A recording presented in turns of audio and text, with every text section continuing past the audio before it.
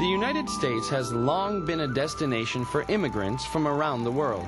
Immigrants are people who leave one country to settle in another. And New York City has a rich tradition of welcoming people from other lands.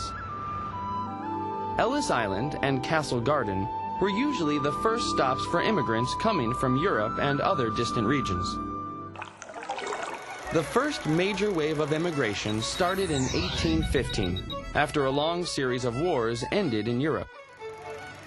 Millions of people, most of them from Germany, Great Britain, and Ireland, came to New York eager to escape their unstable homelands. Another wave of immigration took place in the late 1840s as a result of the Irish potato famine. A famine is a drastic and wide-reaching food shortage. Potatoes were the primary food source for most of the Irish population. But in the 1840s, a disease spread across the country, causing potato plants to turn black and rot. The famine lasted for 5 years, from 1845 through 1849. During this period, approximately 1 million Irish died of starvation and disease. And nearly 1 million came to America to begin new lives.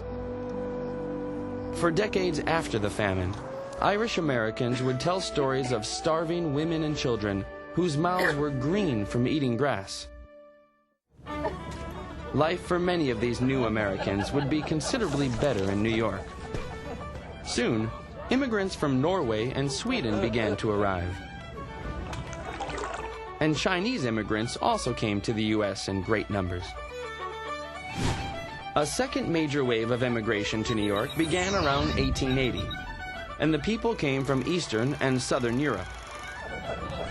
Seeking economic opportunity, large numbers of Italians, Poles, and Hungarians came to the United States.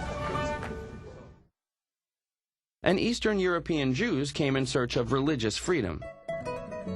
Between 1880 and 1920, 4.1 million Italians entered the U.S., and the Italian population in New York exploded, with more than 2,000 community organizations in New York City alone. The population of Eastern European Jews also grew at an amazing rate. They were more likely to stay in the U.S. than other groups. By 1920, half of the Jewish population in the U.S. lived in New York City.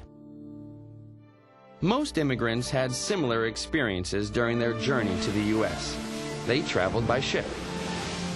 The poorer passengers spent the journey in steerage, a section near the bottom of the ship that provided the cheapest accommodations.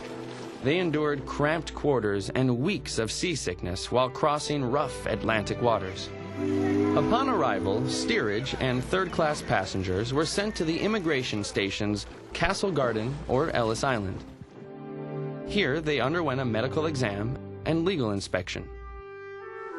Those who had contagious diseases or legal problems were sent back to their homelands. About 2% of immigrants were excluded for these reasons.